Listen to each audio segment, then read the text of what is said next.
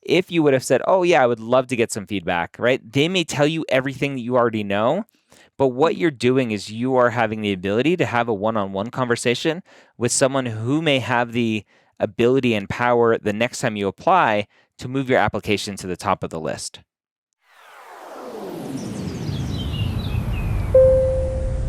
Ask Dr. Gray Premed Q&A. How are you today? Good. How are you? I'm good. I just realized, I've said that how many times, and it's kind of a little rhyme. Ask Dr. Gray Q&A. How are you today? Anyway, with that said, what can I do for you today? So I have previously applied to medical school, and they have the institutional action question on the application. And I had an alcohol violation in my undergrad during sophomore year. Okay. So my biggest question is how big of a red flag is that? Is that kind of just going to make admissions committee just see the red flag and throw me away because they have so many applications? Yeah. Or is it just a small piece of my whole application? Does it depend on med schools? Yeah.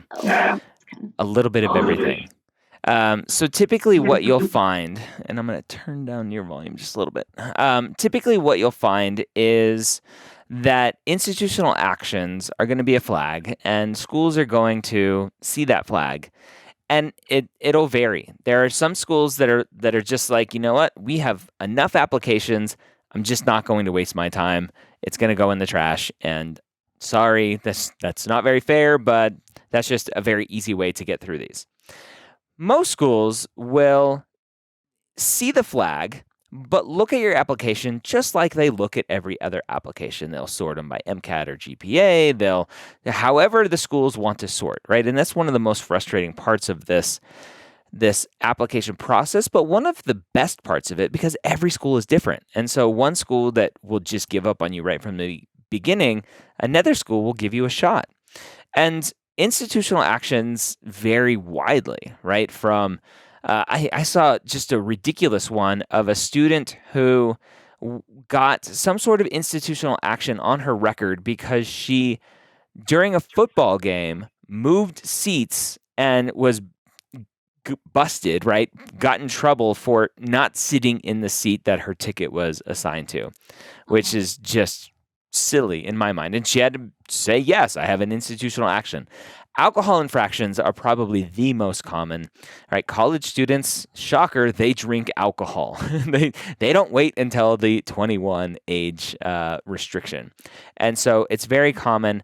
And it really depends ultimately on how you write your description, right? So for students listening to this or watching this who don't know, when you click yes on institutional action or misdemeanor or felony, I think there's one other one, kind of a red flag one. I can't think of it off the top of my head. But when you click that box, you get 1,325 characters to really write an essay on that institutional action. And how you write it will really depend on the schools that are going to give you a chance. How you write that 1,325 character essay for AMCAS will depend on if they give you a second chance or continue looking at your application. And so if you write it like, I drank alcohol, I had an institutional action, and that's why I marked yes, right? Not really stating why you were drinking alcohol, right? It seems kind of silly because, again, almost every kid is drinking alcohol on a college campus. That's just kind of the way it is. But if you say, you know what, I got caught up in the situation and I had alcohol on campus and I knew I shouldn't, and I learned my lesson, I did my time, whatever, right? And you actually own the thing and you reflected on it and you talk about it in a genuine way, then you're typically fine. I've talked to plenty of admissions committee members that are like, you know what, we see alcohol infractions as institutional actions all the time. And it's just something they're like, okay, right, just another one to add to the list. But it doesn't prevent you from getting into medical school. It won't prevent you from anything in life, from getting your medical license, from anything else. Okay. So good to know. Yeah. So talk to me about why you think you didn't get into medical school the first time. So I got one interview at Case Western, and Okay. I was waitlisted and then didn't get off the wait list. I think a big reason, it says my process date was August 5th. So I think I took the MCAT July 22nd. Okay. And then it's a few years, so I don't remember, but it must have been around August where it went. I only applied to 4 schools. Okay. They were only MD. And I have a lower GPA. I had like an upward trend. Good. I think. But so yeah, those are the main things. Okay. Yeah, the upward trend is great. The the later application could have definitely played a role, right? When you take the MCAT in late July, that score doesn't come out until the end of August, and so my assumption is, based on the process date you said was August 5th, that you probably submitted your application somewhere mid-July before the MCAT. Is that correct? Yeah, it says submission date's July 9th. Okay, yeah. So that's something for students to really pay attention to. That's why I say apply early. It took them almost a month to process your application. And now the MCAT had nothing to do with that delay in processing the application. That's just how long it takes to get through applications at that point in the cycle. The upward trend, have you done any post-bac classes, done anything else? So I tried. I did 2 quarters at a graduate program. It was a pre-health academic program, PHAP. But after 2 quarters, like financially, it was in the Bay Area. I wasn't able to keep living there, and it kind of got messed up with my financial aid and paying for my classes. Okay. So I did well in those 2 quarters, but I know that probably also doesn't look good because I only did 2 quarters. I didn't finish. Yeah, that's not something to worry about. Students who don't finish a program, it's a lot of students fear like medical schools are going to see that and like, oh, they're a quitter and they don't know what they're doing, and they understand that students are going to take extra classes to improve their GPA for whatever reason, or take extra classes and think that they're going to do something, and then financial aid gets in the way. That stuff happens all the time, so that's definitely not a potential issue. Okay, and moving forward with your next application, what are you hoping to improve? So I started working as EMT in December. I was hoping to get more recent shadowing, but I'm still trying to, because it's been 5 years now. Oh, that's a red flag. Yeah. I mean, yeah, I have been working on it. Okay. Work harder. Ask more people. Yeah. Knock down doors, blow up the phone lines, slide into DMs, do whatever you need to do to get out there and to shadow. I'm assuming you applied probably 2018 or 2019. If you didn't get off the wait list, you applied 2018 for 2019. I'm assuming that was the process. I would have started in the fall of 2017. Oh, so you applied 2016. Yeah. Okay. I would have started like right after. I would have graduated in May and then started in the fall. Okay. Why? So not having shadowed for 5 years is better for that first application, because then it was only like a year or so potentially. It was really recent. Yeah. What has been the delay in reapplying? Trying to just figure out. I kind of like figured what my weaknesses were, and I didn't know how to best go about it. I tried to do the grad program, but then financially I wasn't able to finish, so I thought that looked bad. So kind of just taking time to figure out what to do next to make my weaknesses better, because I know you're not supposed to apply unless your application looks better from the first time. But I just tried to figure out like how to go about that without like much advice, since I'm not an undergrad anymore. Yeah. So you obviously have to take the MCAT again. Right. Yeah. It's been a while. So hopefully we can improve the MCAT score. Was that an issue before? I got a 509. Okay. Solid MCAT score. So hopefully we can keep that, right? Keep at least a 509 ish in that area. The grades are what they are at this point. You're probably not planning on taking more classes, I'm assuming. That would no. Yeah, just financially, that'd be really hard. Yeah, exactly. Okay, so the only other thing that you can do to improve your application is shadow, clinical experience, and just being a better human being, right? Volunteering and just doing everything you can on that front, and put together a good story and apply. Are you going to apply this cycle as we're recording this? Yeah, that's the plan. I've taken a full length and got a 502, and I plan to take the MCAT May 29th. So I think I'm on a good track. Yeah. So as long as the MCAT goes well, I plan to apply submit May 28th is the day, right around that date. So basically as early as I can, take the MCAT earlier. Okay. Do it early this time. Try and shadow. Did you reach out? You said you had one interview. Did you reach out for any feedback from Case Western? I didn't reach out.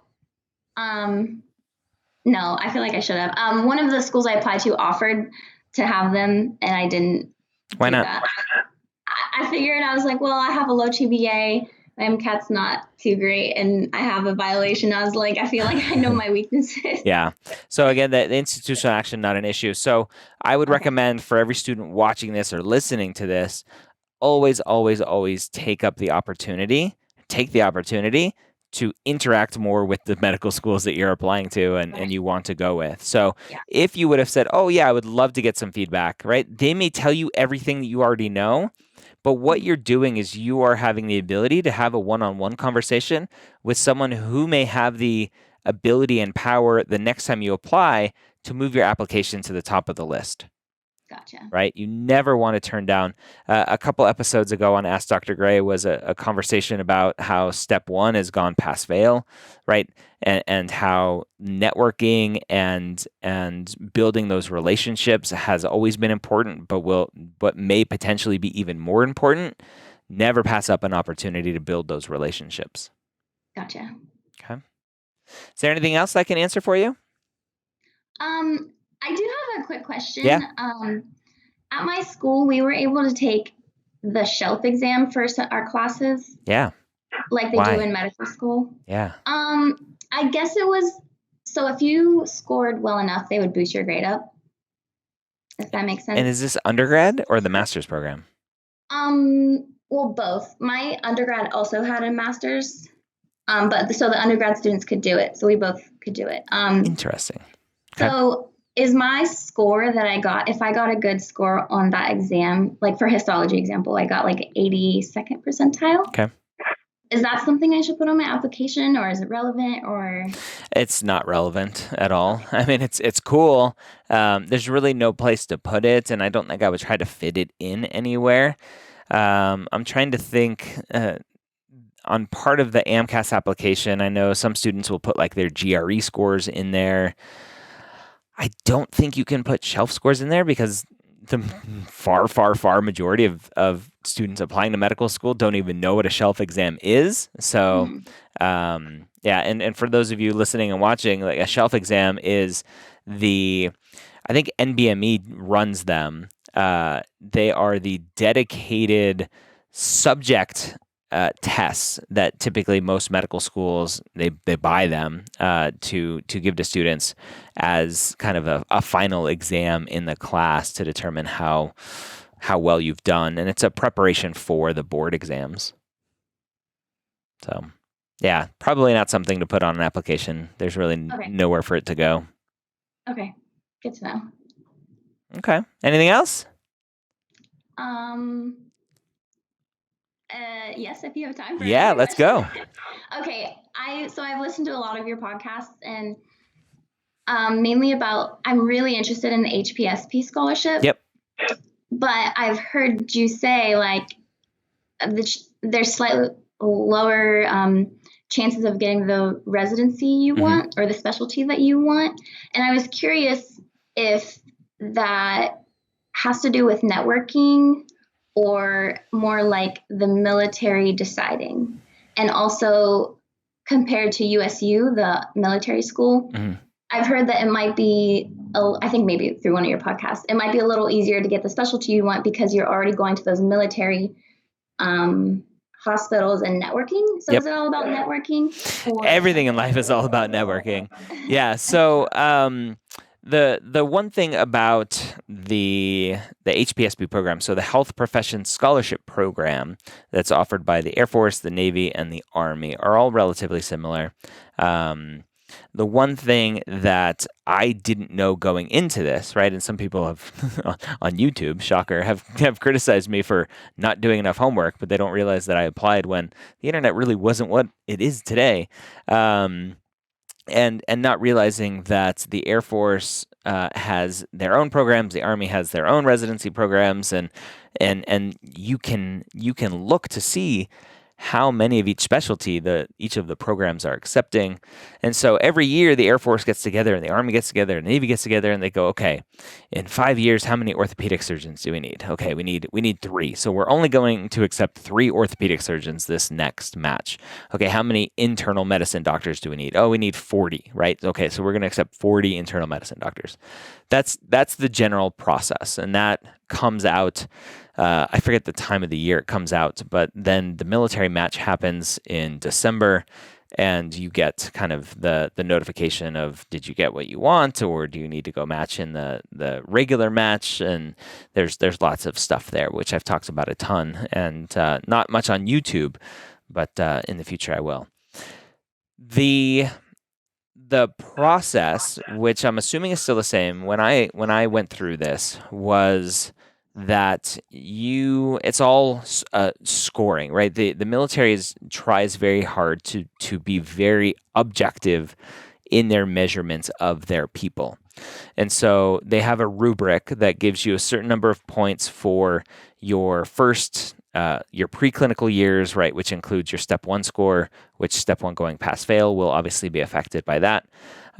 You get a certain number of points for your clinical years. You get a certain number of points for being prior military, right, prior active duty. You get a certain number of points for research and publications and all of that. And then there's usually, when I applied, there was kind of a discretionary however many bonus points the program director wants to give you. And that's the program director's kind of prerogative to say, you know what, I really love that student. I'm going to make sure they have enough points to be at the top of my list so that they're at my program.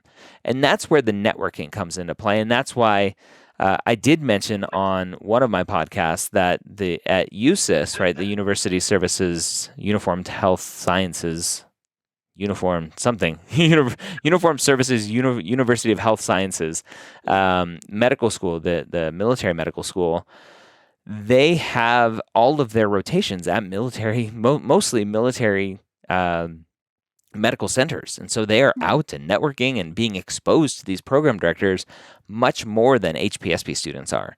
And that's where the potential benefit comes from these, from the USU students. So there's potential benefit, and yes, because of the networking, which is huge. Okay. Awesome. That answers my question. Good. All right. Well, thank you for your questions, and thank you for coming on the show and asking those questions so that others can also learn from you. Good luck on your next application cycle, and please keep me updated on your journey. Thank you, and thanks for having me.